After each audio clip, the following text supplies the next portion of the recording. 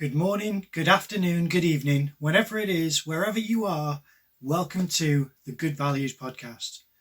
In this episode, I speak to someone who I met almost a decade ago. It might even be a decade ago, I'm not sure. A good several years ago, let's put it that way. Very, very nice guy, very talented, and I thought it'd be interesting to introduce onto the episode a filmmaker. Now, this is a filmmaker in the sense of being a writer, director, producer, editor, and an actor. Now, in the process of me editing this episode, I realised that there was so much good conversation and content to share that I'd really like to split it into two episodes. So this time it's just going to be part one, and this is me talking to the lovely and talented Andy Pearson.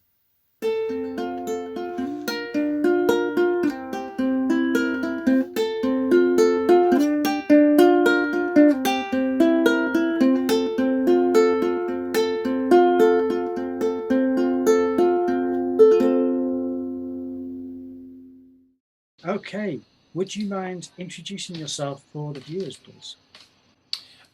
My name's Andrew Pearson. I sometimes go down by Andrew Turner on my actual films, though.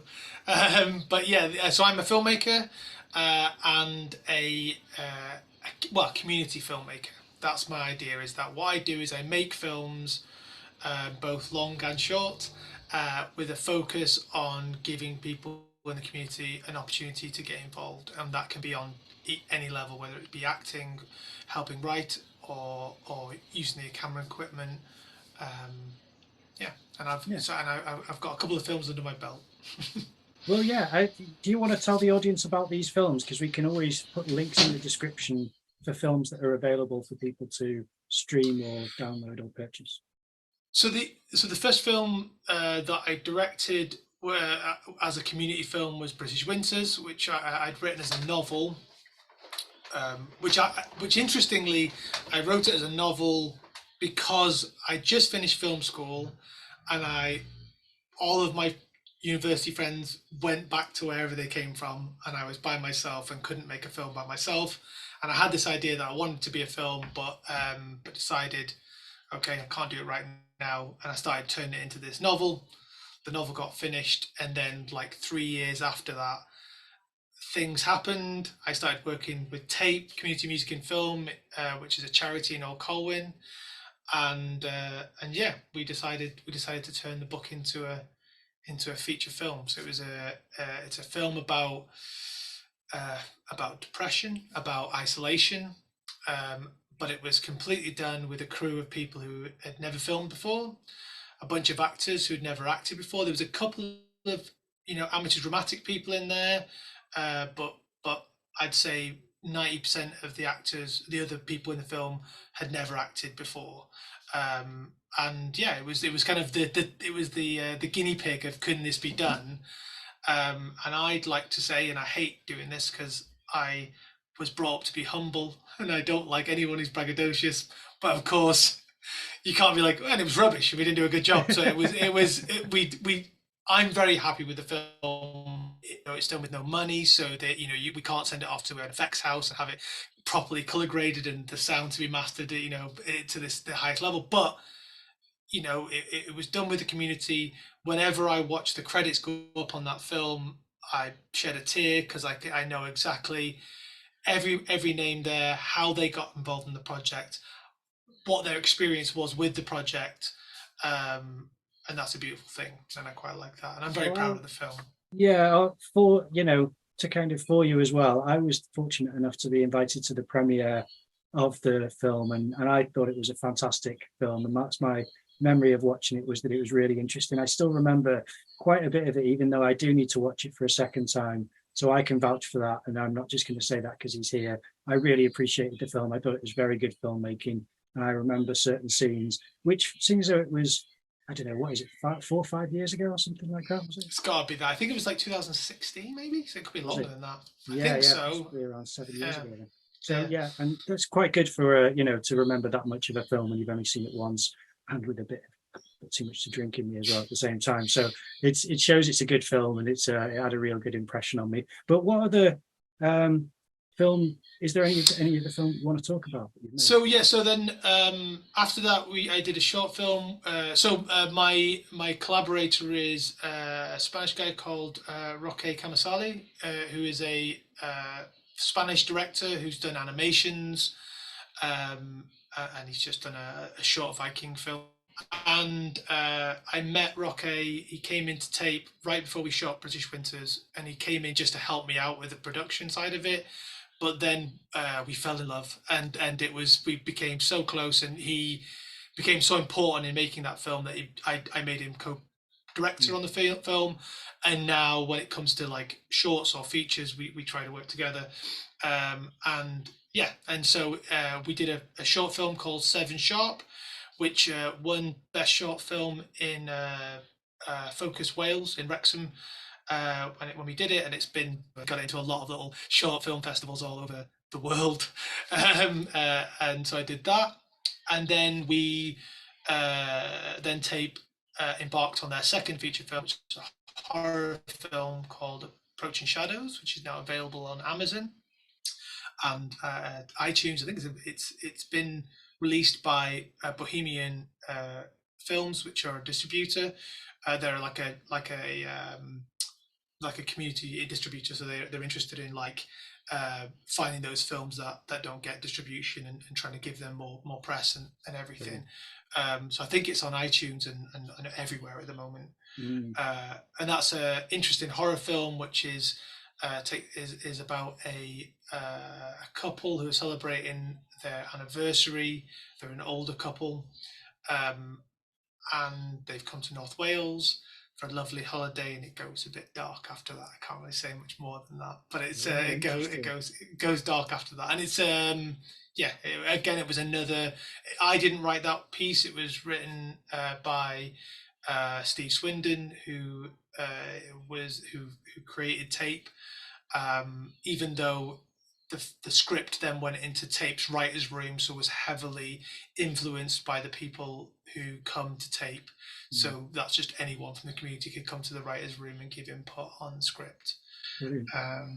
It's really good to have that community injection into the filmmaking process. What is it that you value about film? What do I value about film? Why? It's weird because even though I class myself as a filmmaker, I more class myself as a storyteller. Like that's what I love about film, because you here's an hour and a half. Let's step into someone's world and then step out of it. That's what filmmaking is, and I always loved that idea of it. Now, I would also take that for TV, good TV, novels. I'm a big fan of comic books, so like things like that. I don't care what the medium is. I just want to tell a story. Obviously, you need to understand what that medium is, because every medium storytelling is very, very different. But that's what I'm obsessed about. I always said that you can. Obviously, I love good cinematography, and you can really tell a story visually in film without saying anything. But I believe that you can watch a movie that's got a great story, but the acting's not quite there and the cinematography's not quite there, and you'll watch it and you'll be like, this is amazing. But if you watch a movie that's got good cinematography but the story's garbage, you're not going to watch it. I just want at least 3 or 4 people to watch the stuff I do and get what I got out of what other people did. Which is true for art, isn't it? Isn't that true for art that you're creating? And it's not necessarily about mass appeal. It's about, I genuinely love art and I love it and I see it and I go, that's beautiful. If I can make something that can make somebody feel that way about something I created, it's not really even about ego. It's about joy, giving joy. That's a beautiful thing, isn't it? Like, there's no better feeling than making someone laugh. That's not for you. That's what you enjoy, and the pleasure you get out of it is going, look at that person. Because there's no greater joy than laughter. Like you can't, when people laugh, they laugh, and it's and I think that's my value. And I might be a bit rambly, but that's my values of filmmaking, is that I have a joy of film and I love film, and I'd like to create that for somebody else, to give somebody else that feeling that I've had. Yeah, over commercial success. No, I appreciate that. That's certainly in line with my sensibilities. Now, we may want to cut this out depending on how comfortable you are discussing this. I wanted to ask because I'm a big fan of the films by Roman Polanski. I was going to ask you, can you separate the art from the artist? Yes. Yes, I will do a caveat in the sense, because you have to, only because this is, I've got a bit of a bugbear with this, in the sense that one thing that you're doing that people don't realize they're doing is, if you say, Roman Polanski, Rosemary's Babies is, or let's do Chinatown, because I like Rosemary's Baby, but Chinatown's amazing. So Chinatown is this amazing film, not only by saying that we now know that, and I'm not going to go into what he did, but like, we know that he's not a particularly great person. Yeah. So now we should throw away that movie, or we shouldn't watch that movie, because if we watch it, or if we pay for it, maybe he gets some money.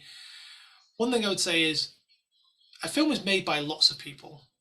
So you're punishing a lot of people because of one person's bad choices in their lives, which also aren't anything to do with the movie. No. Those bad choices are in those movies. Now, if someone made a bunch of films that were had racial issues in it, and they're like, oh, this, and you liked it because it was like quite edgy, and you're like, oh, this is quite dark, and then you find out the director's a massive racist, then I can understand why you wouldn't want to watch that movie anymore, because you're like, well, actually, that's colouring. Yeah. That's colouring that film. Yeah. It isn't that opinion is in the film. It's not just an interesting thing. So yeah, I can understand why people might want to walk away from that, because the actual art is problematic as well as the film. But when it comes to punishing art for a bad artist, I mean, you really want to get rid of a lot of art. When does it stop? When does it stop? Because on average, people who want to create art aren't going to be perfect people. And so the chances are that the idea, if you only want happy, nice, good people to make films, and we might start getting really, really bad films that no one wants to watch. And I'm not saying, I'm not advocating that bad people should be allowed to make films. I'm just saying that, if we, in my friendship network, I have a high standard of what I expect from people. In my family, I have a high standard of what I expect from people. Yeah. But when it comes to strangers making art, I don't care what they've done. I just care what the art is. Yeah. And I think that that's okay. And I understand the argument of funding bad people. That's problematic. And I don't know if I have an answer for, or a solution for that. But I think punishing art for and it's funny, because that the internet acts like it's one person. Just kind of like, this is the opinion of the world, and you go, it's quite clearly not, because I could grab somebody on Twitter who says, I would never watch this because of the person, and I'd go, okay, let me now go through your CD collection, because I'm going to start removing stuff, because I guarantee you've got stuff in there. And if you want to live in that world that the only stuff you watch, the only stuff that you view in a gallery, the only stuff that you listen to is from Puritans who have never made a mistake, it's gonna go. So I don't understand why you go so separating the art from the artist is the best option. That's it's that thing again of I'm very logical in a lot of ways, not logical in lots of other ways, but in lots of ways I'm logical. And it's okay, here's a dilemma. I don't like what this person did, but I love this film. Well, I could just ignore this person. and then that just seems way more enjoyable that I'm going to have to go. And I think it's problematic. Sorry, it's probably a longer answer than you wanted, but I think that there is problematic. That I have a problem when truth has come out and the industry has still been okay with it. So I struggle watching Roman Polanski films, once he ran away from America, and because I haven't watched The Pianist, and I haven't watched What was the You other one? should- That Carnage. Carnage is one of my favorite films. I know everyone says it's really great, but I struggle because of the sense that like it again, it's that thing where a film made and then someone he's basically a not a refugee. He's a fugitive. Yeah. He's a fugitive Yeah. in another country. He's a fugitive, and yet here's an Academy Award. And you kind of go, this is a bit scummy that we're still like really promoting this guy. And not that they shouldn't be able to make films, because again, I'm also against this idea that people make mistakes and then there is no way back, because that's a horrible world to live in. A world of I find a lot of apologies fall short though. I don't know about you. I find a lot of apologies. I think it's a difficult thing. Like if you're a person who's done stuff, especially if you thought it was just the way of the world, we're celebrities and we meet girls and and then all of a sudden people go, no, that's terrible. You've got a terrible outlook on the world. You need to check yourself. So I think that coming to terms with that must be quite difficult. And I think there is. I don't have empathy of what they've done. I have empathy of a human being having to deal with that, like having to like realize that that what they've done is not acceptable. Yeah. I have empathy for that. So I think it's difficult to make that apology, and I think that it's difficult in the sense that I think some of them, they just go, I still don't think I was wrong. I'm just apologizing because I want to keep working. So there's that. There's a lot of that going on. I think that there is probably an element of like apologizing, realizing that it doesn't matter, because there's going to be, because again, the internet isn't one person. The internet is two people who are very angry at each other. That's what the internet is. The industry, and especially like the Hollywood industry, is such a monstrous thing that like that as a human, one-to-one, I want redemption, because I want somebody to be able to commit murder and be able to be redeemed. But then because Hollywood is such a dog-eat-dog world and people want to be on top and they were on top, they don't want to go through they don't want to go through the fire. They just want to go, when is this over? When am I okay to work again? When will people just let this go? And I think that that's problematic. But it's what is the solution? How do you get back from that? And also it's that thing where it's like, oh, what, you can't be a rich actor anymore? It's not like you've lost your house. No, exactly. Yeah. You go and go and make independent. You've got enough money to go and make your own little films that like might So, but it's growing pains, isn't it? It feels like growing pains, as though we're in the midst of evolving morally and ethically, and we kind of know the right answers, but it's so difficult to parse everything out because everything's so nuanced that to actually find how people can consider it to be fair is half of the conversation, I feel. But the next question I'd like to ask, if I could, is what is your inspiration when it comes to writing, producing, directing? Is there specific filmmakers or films, or is it music, or is it poetry? Is it, where do you get your inspiration from? Well, I don't know. It's normally just an idea. I don't really. I mean, obviously, as a fan of film, you're completely soaking up other filmmakers from a young age. Like every time you watch something, you're soaking up ideas and thoughts. I try not to actively try to emulate anybody or go, I want to do a shot similar to this, or steal someone's color palette. I don't know if that makes me a bad director or a good director, but it just makes me not. I just worry that if you're doing that it just becomes derivative, and I mean, you got somebody like Tarantino who is just robbing off everybody, but ends up making something completely unique, and you kind of go, I don't know how you're doing that. You seem to be stealing every idea you can, and yet making something brand new that's amazing. So normally it's just a kernel of an idea, just like a little idea that I have. And it always changes. Like, so for example, British Winters, when the original idea for British Winters was I was walking from the train station when I was in university. It was winter, and there was all cobwebs on bushes, and it was all like beautiful. And I was like, oh, that's so beautiful. And then I started thinking about the time of year and going, oh, it'd be nice to make a film in the UK during winter. I like the idea of the clothing and all of this other stuff. started thinking about like Christmas and the religious side of it, and then the corporate side of it, and there's all these kind of like me being like really pretentious and going like, oh, I can really like dissect those things.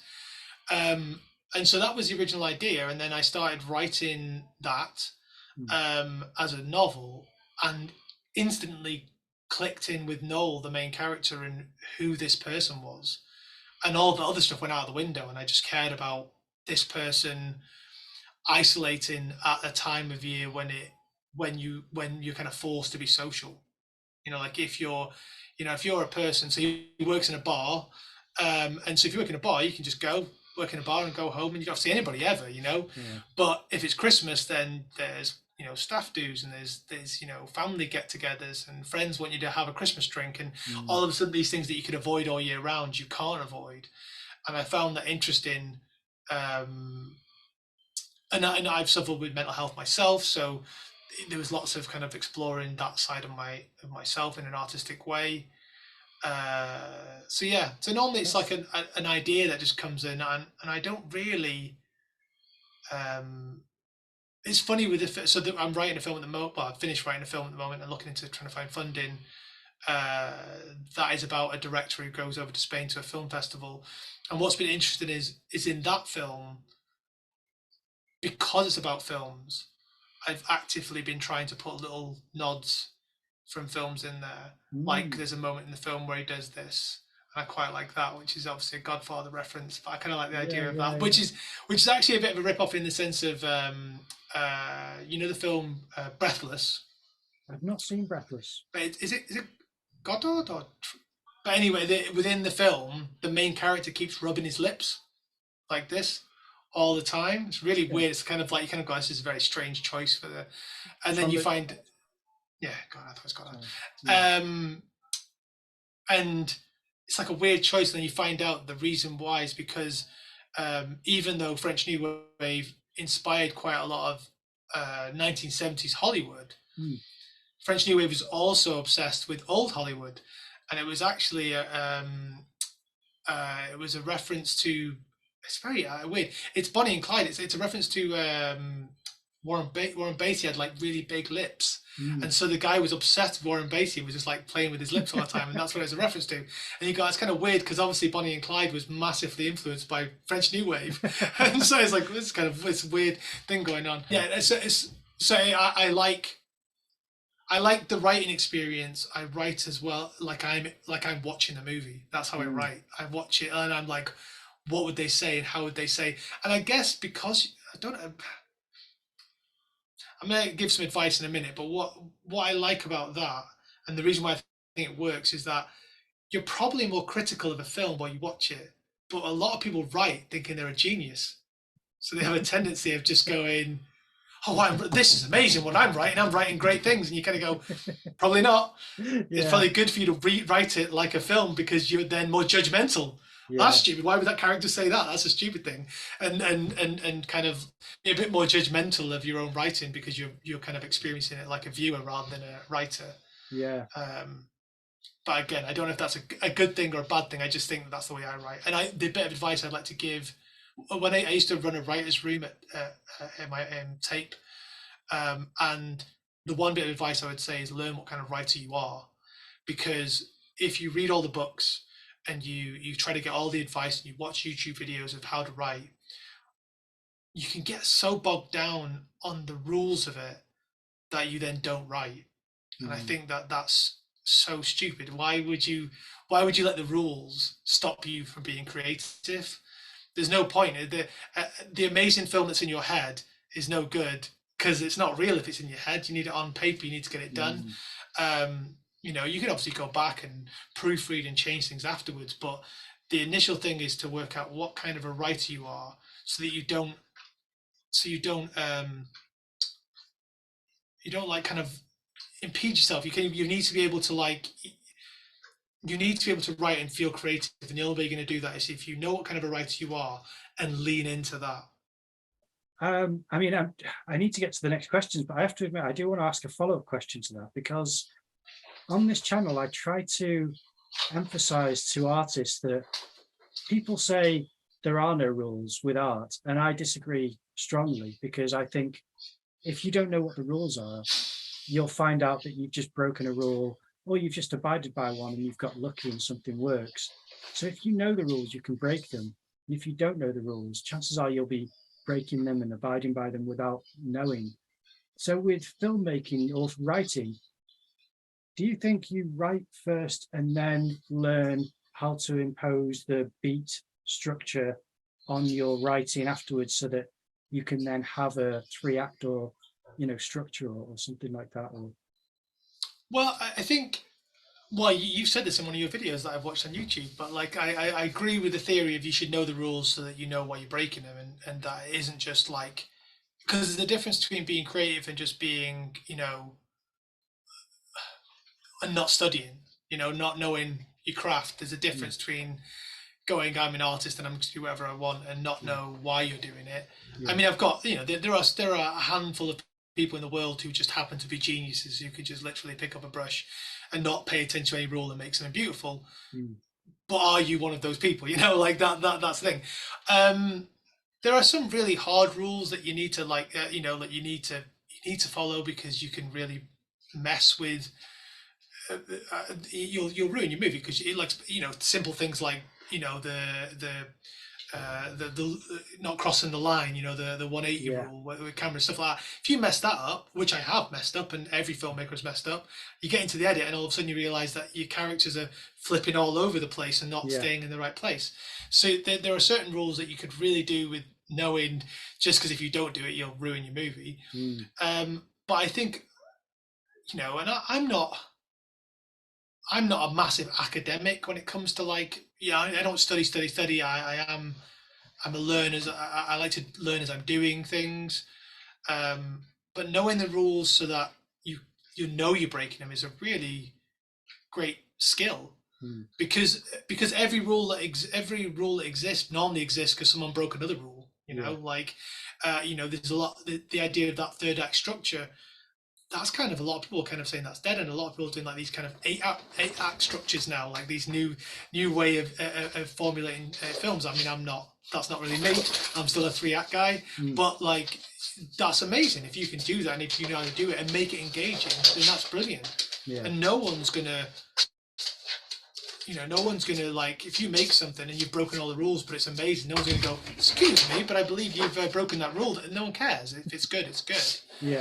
But if you don't know the rules, that's a problem, because you're messing up. You're not making art. You're just messing up. You're doing it wrong. You're not doing it wrong. Sorry, this happens whenever I'm on video calls. Yes, okay. Oh, shut up, buddy. I've got. That's Mouse. He always sleeps on the bed whenever I'm in calls, but eventually he wakes up and gets bored and wants a drink of water or whatever. And then I've got Puddy, which is this dog de Bordeaux, who will sit by the door and then bark at him when he comes out. Like, what have you been doing? Where have you been? Every time. So I mean, I just thought, because of the freedom of actually writing as opposed to being hindered by learning rules or theories before you actually just get your ideas onto paper, I thought that's great advice. But I wondered whether you should then, once you've written something and you're learning what type of writer you are, whether you should do the hard work of saying, now it needs to be molded to fit some kind of... Oh yeah, 100%. Yeah. 100%. Yeah. Like the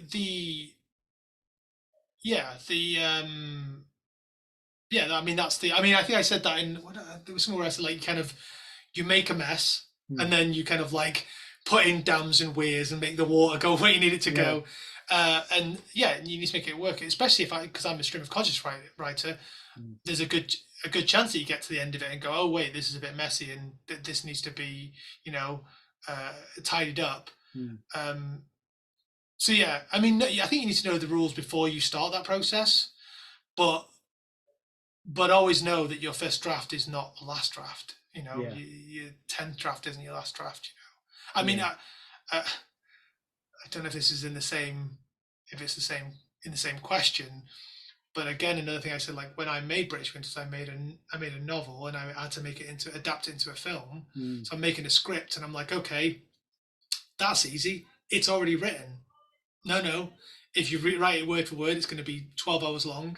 So you got to work out what to cut. But then if you cut stuff, how does it affect the act structure? Yeah.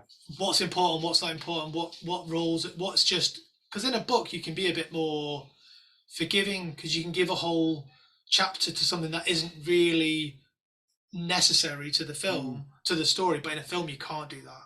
Yeah. You can't have in a film, you can't have a whole section which isn't connected to all of the other characters, isn't vital. It'll just get cut in the edit. So you then have a book that's the story. Then the script is very different from the book. Yeah. Then you go to film it, and you cast people that you didn't think you would cast. So then that changes what you thought it was going to be. Because we do it in a community sense, and this is something that no matter how I do films will always be the way I would do films, which is that the filmmaking is a living, breathing thing. I have no interest of forcing my lines into someone's mouths if they don't work. Like if they are trying to say them and they don't work, it's like, okay, I don't know if you're a fan of Curb Your Enthusiasm, but obviously that is a improvisational, non-scripted. So obviously Larry David writes each scene to death of like what needs to happen into it, and then lets them go off. I don't do that. It's a scripted bit of dialogue. This is what happens, but it's like, this is the emotion of the scene. This is kind of what you have to say, but say that how you would say it, or how and if they built a character, how the character would say it, how we. So it's very kind of fluid on the set, but that means that the film is not really the script. And then you get to the editing process, and then you start editing it, and then you move something around. All of a sudden, the edit isn't what you filmed either, and you kind of like, so this thing that you start off as a story in a book ends up being very, very different all the way along. Yeah. And so you're always changing stuff as you go along, and a part of that is within story. It's very different in art, but within storytelling and in filmmaking, those rules are there because the whole purpose is to make sure that your audience knows who your characters are, and that they can keep following it. And even if you intend to lose them for a little bit, the bit where you hook them again. You kind of go, okay, I'm, like say, The Lighthouse. That movie intentionally loses you, but it knows how to keep hooking you back in. Yeah. Like that. That's how that film works. So yes, I think. Yeah, so I think those rules exist so that you have a coherent story that people can engage and don't get lost within. But if you could do that without the rules, then you know if your film's good or not when you've edited it. You should do, as long as you're not, I do feel like that's something that's yeah. Well, I think there is a lot for when I've worked with filmmakers. There is sometimes it's very strange to. I'm quite hard on myself when it comes to, which is back to mental health, but I'm quite, as in like, messing up or getting something wrong, and I try my best to be as judgmental about what I'm doing as I would be of somebody else's film.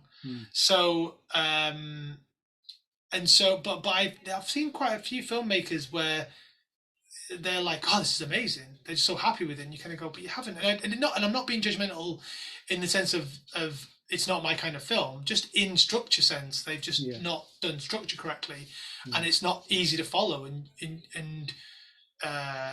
you can tell that there's plot holes that they're filling in their own minds because they know the story, but the audience doesn't have those plot holes.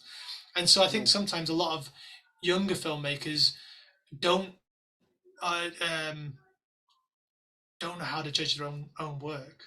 I feel as though we have I could be wrong, but I feel as though audiences are a certain percentage are educated on something which audiences weren't before, such as to recognize things like exposition. Certain audience members now will say, all right, exposition dump, is it? Because that's kind of something which I've been burdened with now, which I love because I'd rather be more well-informed on the process, but I do recognize it when it happens, and I appreciate it when it doesn't happen. I think the show don't tell rule is one of the most important rules that I can experience in a film or television show. If they can trust the audience to just figure things out instead of saying, we need to get there by this time, otherwise the bomb's going to go, and I just don't want to hear that. I want to see it through a sequence of emotions and considerations that don't have to be verbalized. And that might be me, because I have, I don't know how to discuss this, but I'd like to say this on camera. I have been too harsh on someone who I love very much, and I've hurt the feelings of someone where they've shown me something which they really enjoy. And I spent the time watching it and thinking, do I mention these things that are really sticking out to me? And when I did mention it to them, they were hurt by my criticisms by saying, put it this way, this is a question which I asked my mum before I started this meeting. What question would you want me to ask a filmmaker? And she said, well, what kind of filmmaker? And I said, he does writing, directing, he stars, he produces, he does every facet of the filmmaking process. He will know it. What do you want me to ask him? And she said, aside from where do you get your ideas from, which we've kind of covered with the inspiration thing, she said, why can't they get drinks correctly in films? Why do coffee cups always get, people walking like that with coffee cups, and there's nothing in there? And it's, why is that a consistently poor thing that happens? And I'd say that I think I've got the same issue that my mum has, where I'm hyper aware of certain things that other people might not even notice, but that hurts us to see it. We're like, you've taken me out of it. My suspended disbelief has now been shattered, because that's not how liquid works. Yeah. So I can tell you. I mean, yeah, I think. Well, we've had this conversation before. There's two things that you said there. I'm going to try to split them up. So the coffee cup thing, I don't know why they do it, but I think no. I think the real reason, and it's only because I've made films, and then in the edit you go, oh, look at that, and it's because depending on what you're focused on, you might miss something big, or you can be like I do a lot of doing interviews with people with Wild Kindness, and the amount of times that they'll finish the question and I've not heard it because I was focused on like reframing or something in the background, and they're like, well, he's not paying attention. And so I think that's probably the majority of it, is that somebody is not focused. Now when it's a big film, that's kind of rubbish, because there'll be some directors who go, no one cares about that, so I'm not bothered. I think part of it is laziness. Part of it could be, and I also, on that, I do think that audiences, and I don't know, I kind of wish this was a message we could get out to all audience members. All know your budget of the film and then judge it based on the budget. Like, if you've got no money and you're watching a film and you're like, oh, the sound's not very good on this, like, they had no money to make the film. Like judge it. Can you hear it? It's like, it's not that you can't hear the dialogue, it's just there's a little bit of hiss in the background, right? They had no money. Like, oh, the color's not great. They had no money. Like, but if you're watching like $100 million film and there's continuity errors in it, judge it harshly, because they have people on set. If the premise doesn't make sense, judge it harshly, because they've got so much money that they shouldn't be making these mistakes. That's upsetting when they've got lots of money and they could literally, cure, famine in a town. Like, cure famine. That doesn't make sense. they could. I was gonna say cure cancer. I was like, no, they couldn't cure cancer. They could solve like drought in an area for the amount of budget of this film, and then they haven't even got the decency to make a good film.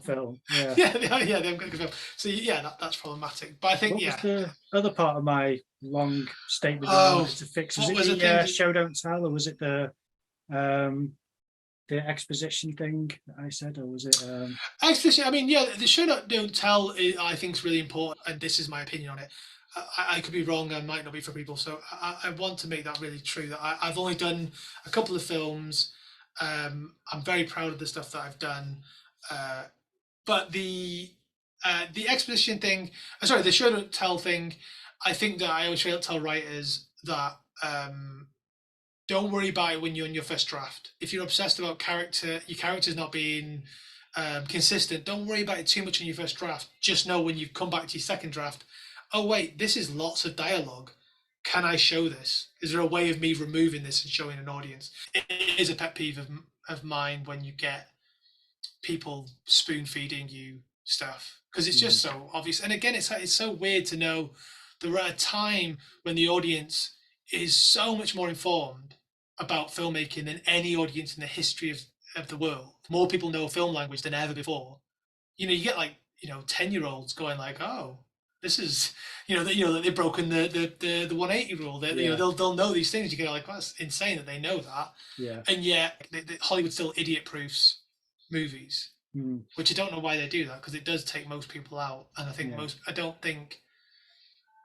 And I think it's that also the idea of even talking about trailers. I mean, that's a good example, a perfect example. Here's the trailer that makes you want to go see the movie, and then here's the trailer that tells you everything, including the end. Like that's the way trailers are made now, because they don't want anyone to go to a movie and be surprised. And you're like, what's going on here? Yeah, it's a very different artwork, that, isn't it? Or art form, I should say. That is the trailer, which is almost a lost art form. Okay, so that is part 1 done. Now, I'm really looking forward to sharing the second part with you, but I hope you enjoyed that part of the conversation. I thought it was really interesting because there are lots of overlaps between making artwork and being a filmmaker. Several considerations. I mean, he's brought up colour palettes himself without me prompting it. It's a similar consideration as when you're a painter or anyone who works with colour in art. That's something you have to consider. Composition, storytelling, all of these things factor into art making almost equally as it would to a filmmaker, because you have to show something to an audience which they understand or they can interpret in their own way, and that's what a filmmaker does. I mean, to greater or lesser extents, artists and filmmakers do that, and I have preferences that I'd like to discuss with Andy. Now, he's one of these people who I wish I could have had a longer conversation with him, but in absolute truth, this is, each episode of the podcast is around 40 minutes long. We had 3 40-minute meetings, and that's why it was so hard to try to edit this down to one episode. And I just didn't have the heart to cut out a lot of the conversation that you've just seen now in order to accommodate for the second half that I'm going to share with you next week. So I don't know. I'd like to have Andy on again. I don't know his availability. I'm going to hopefully speak to him again before too long. But what a lovely person and what an honest conversation. I really appreciated him being on. And I hope you support all of the social media links that he mentioned. I'll leave them in the description below. Please check them out and support his productions. He really deserves it. He's a very kind and talented person. So yeah, I hope you enjoyed it. If you did, then please leave a like, comment down below, subscribe to the channel, ring that notification bell, share it with any friends and family. I want to thank you all for watching, and for the people who leave comments all the time, it means the world to me. Thank you so much, and I will see you in the next episode.